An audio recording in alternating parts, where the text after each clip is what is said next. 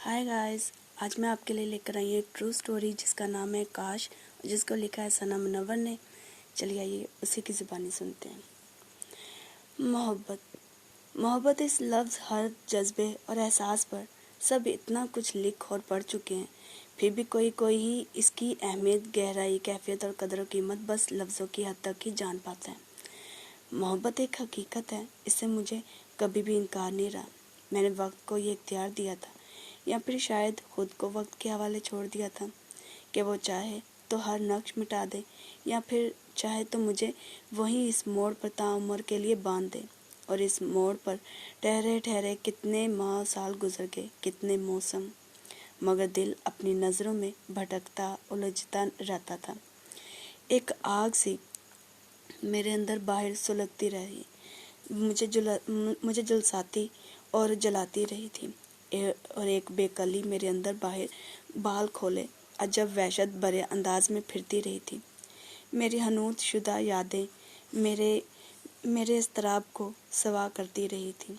और मैं इस मोड़ पर जहाँ मोहब्बत ने मेरे हाथ से अपना हाथ छुड़ा लिया था, रुका रहा था। मेरा ख्याल था नर्म और नाजुक यादों के रंग कभी भी फीके नहीं पड़ सकते, ना ही यादें खज़ां रसीदा पत्तों की तरह बिखर सकती हैं। मैं इसी वक्त की उंगली थामे इसी अंधेरी राह पर खड़े रहा। ना तो मुझे किसी नए आने वाले का इंतज़ार था, ना ही किसी गुज़िश्ता अहद के लौट आने की उम्मीद। हालांकि कितनी राहें थी मेरे सामने, कितने लोगों को मैं आता जाता देख रहा था।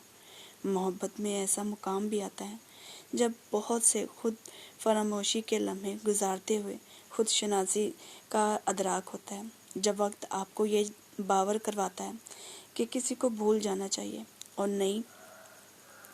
नई राह पर कदम रखते हुए आगे बढ़ जाना चाहिए। मैं जानता था कि कुछ भी मुमकिन नहीं, मगर मैं फिर भी ठहर गया था। इसी आलम में मैंने 5 साल बिता दिए। मैंने पहली मोहब्बत तब की थी जब 4 साल पहले शायद मुझे मोहब्बत के मायने भी ढंग से मालूम ना थे। तब मैं फ़कत 19-20 बरस का था। अपने सेकंड ईयर के एग्ज़ाम से फारिग हुआ था, तो छुट्टियां गुजारने के लिए पुप्पो अपनी 2 अदद बेटियों के हमरा कराची से लाहौर तशरीफ़ लाई। तब मुझे ऐसा लगा जैसे मैं अचानक ज़िंदगी से टकरा गया और एक ही पल में न जाने कितनी मंजिलें तय करता इसके सामने आ मौजूद हुआ। और मुझे मेरी बरसों की तलाश ख़त्म होती महसूस हुई। जो ख्वाबों में देखा, जो अक्स तलाशा, वो एक खूबसूरत एहसास, आँखों की ठंडक, सुबह की ताज़गी, रूह की ताज़गी, एक खूबसूरत सरापा मेरे सामने था। मैं टिकटिकी बांधे इसे देखे जा रहा था, जैसे वो लड़की नहीं अप्सरा हो।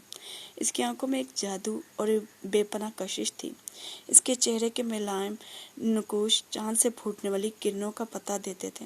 वो हंसती तो मोतियों की तरह चमकदार दांत फिजा में किरणें बिखेर देते। हेलो कहते हुए किरण के खूबसूरत चेहरे पर मुस्कुराहट फैल गई। इसने स्याह रंग का गाउन ज़ेबतन किया हुआ था। इसके बाल फिजा में बिखरे हुए थे। इसकी आंखों में एक चमक थी। मैं इन निगाहों की ताब न ला सका। एक रोज़ मौसम बेहद दिलकश था।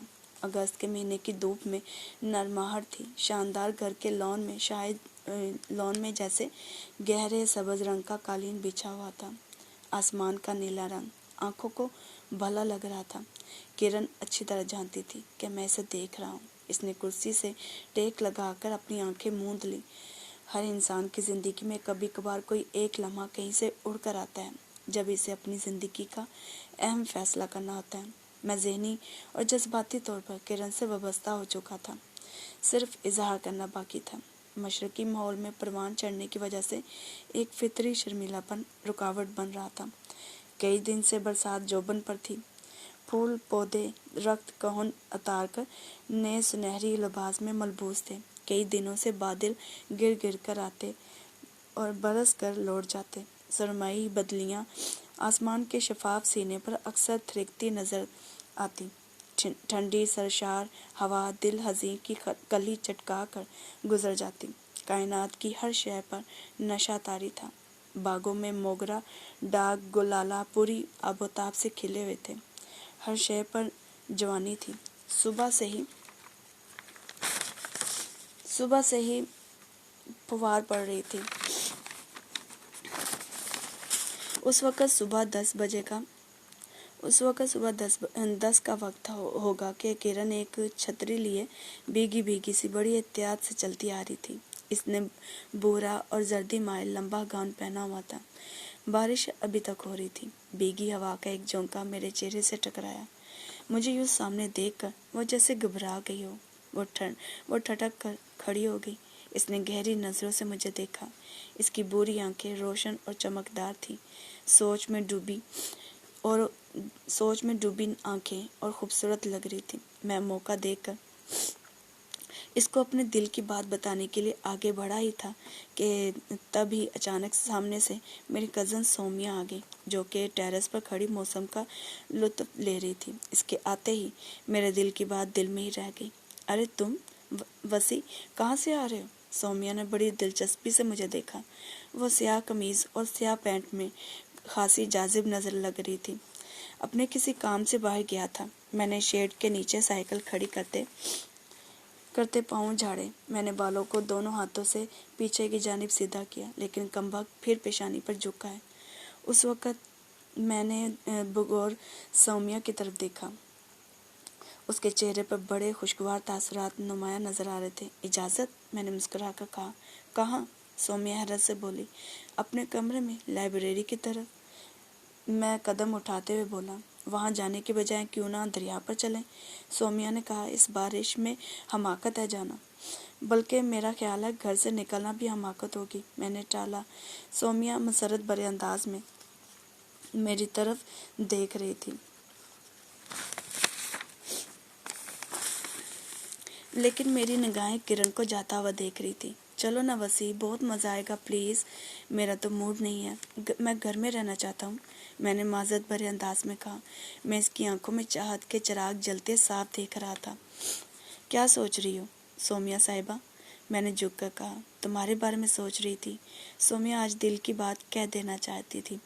میرے بارے میں؟ میں تو کوئی اہم شخصیت نہیں ہوں، میں نے بڑی سادگی سے کہا۔ صرف اہم شخصیت کے بارے میں نہیں سوچا جاتا، سومیا نے کہا۔ اس وقت کوئی بھی تو گھر پر نہیں تھا، صرف ہم تینوں کے علاوہ۔ محبت جتانے کا یہ اچھا موقع ڈھونڈا تھا سومیا نے۔ یہ ایک نئی مصیبت چپک گئی۔ میں دل میں بدبدایا۔ تم موسم کا لطف اٹھاؤ، میں نے جاتے جاتے کہا۔ کوئی بات نہیں۔ وہ آگے بھی کچھ کہنا چاہتی تھی، لیکن ٹیرس پر سے کرن کی آواز آئی۔ سب لوگ آ چکے ہیں اور ماموں جان تمہیں بلا رہے ہیں وسیع۔ وہ سومیا کو دیکھ کر ذرا ٹھٹکی۔ آ رہا ہوں، وہ لاپرواہی سے بولا۔ ٹھیک ہے، پھر میں بھی چلتی ہوں۔ سومیا میرے ساتھ چلنے لگی۔ سومیا کو اپنے سارے خواب ادھورے ہی نظر آتے تھے۔ میں اس کی طرف آنکھ بھی اٹھا کر جو نہیں دیکھتا تھا، میری ساری توجہ صرف کرن کے لیے ہی تھی۔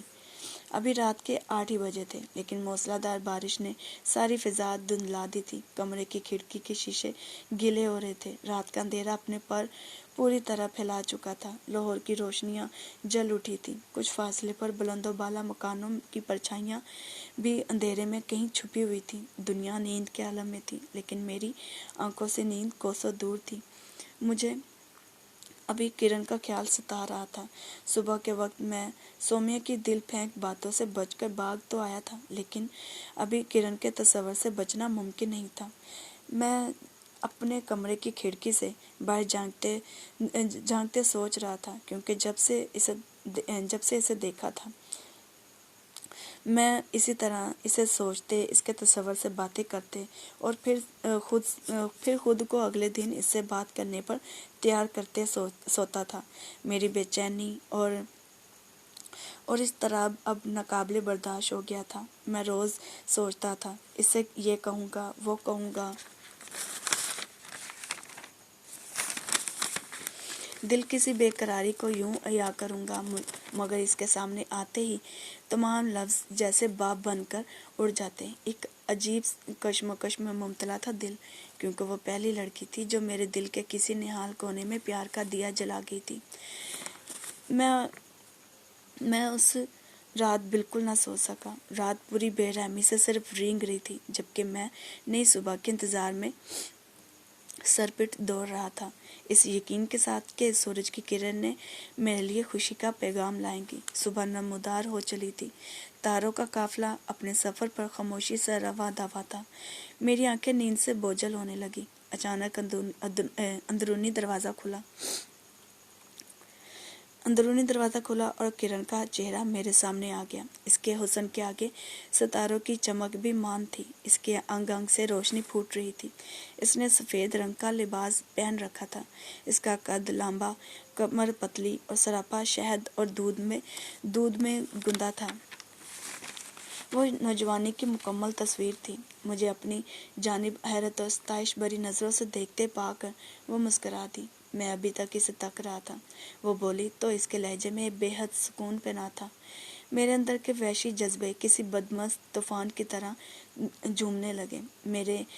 मेरे लिए इसकी हर अदा सहरंगेज और हर बात दिलावेज थी। बातें करते इसके चेहरे पर कई रंग बिखरे, जिनमें उदासी के रंग गहरे होते। फिर कब मिलेंगे? अब तो मिलने की वजह भी नहीं रही। मैंने झिझकते हुए कहा, मिलना हो तो मिलने की वजह भी मिल जाती है। ये कहते हुए इसके चेहरे पर हल्की सी सुर्खी नमोदार हुई, जबकि आवाज़ में ऐसी सरसराहट थी जिसे मैं कोई नाम न दे सका। ये कहते ही वो कमरे से बाहर चली गई। काश और एक पल के लिए मैंने तुम्हें रोक लिया होता। काश मैं तुमसे कह पाता कि तुम मुझे अच्छी लगती हो। इसके जाते ही मेरे दिल की बात मेरे लबों पर आ गई। मैंने बिछड़ने के तलिक सुना था, लेकिन उस वक़्त मैंने किरण को खुद से बिछड़ता हुआ महसूस भी किया था।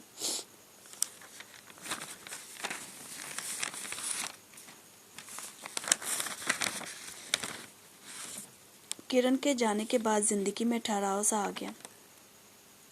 मैं वक्त पर कॉलेज आता और वक्त पर वापस आता। हो सकता तो कभी कभार अपने दोस्तों से मिलने को चला जाता। मुझे वैसे भी किरण की कमी बहुत महसूस हो रही थी। इसकी शगुफ्तगी मुझे भी शगुफ्ता रखती थी। वो शगुफ्ता मजाज वाक़या हुई थी और सौम्या की अदम मौजूदगी मेरी जहनी फरागत के लिए काफ़ी थी। बेशक सौम्या ने भी मेरा दिल जीतने की बहुत कोशिश की थी, लेकिन इसके तमाम हरबे नाकाम हो चुके थे। फिर भी इसने अपनी कोशिशों को जारी रखा था। फिर यूं ही कई रोज़ गुजर गए। किरण की याद में 7 महीने यूं गुजरे जैसे ज़िंदगी में कोई गम ना था। बस हंगामा था, हलचल थी, कहके थे।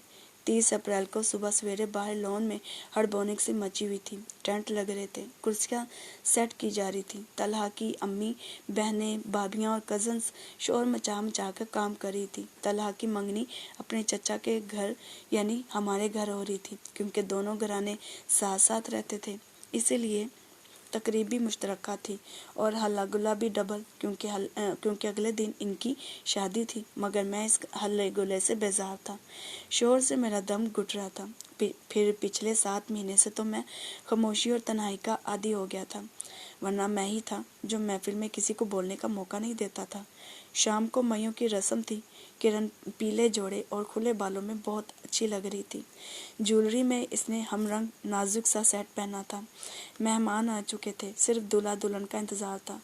वह मेहमानों से ज़रा दूर उस जगह आ खड़ी होगी जहाँ मायूं होना था।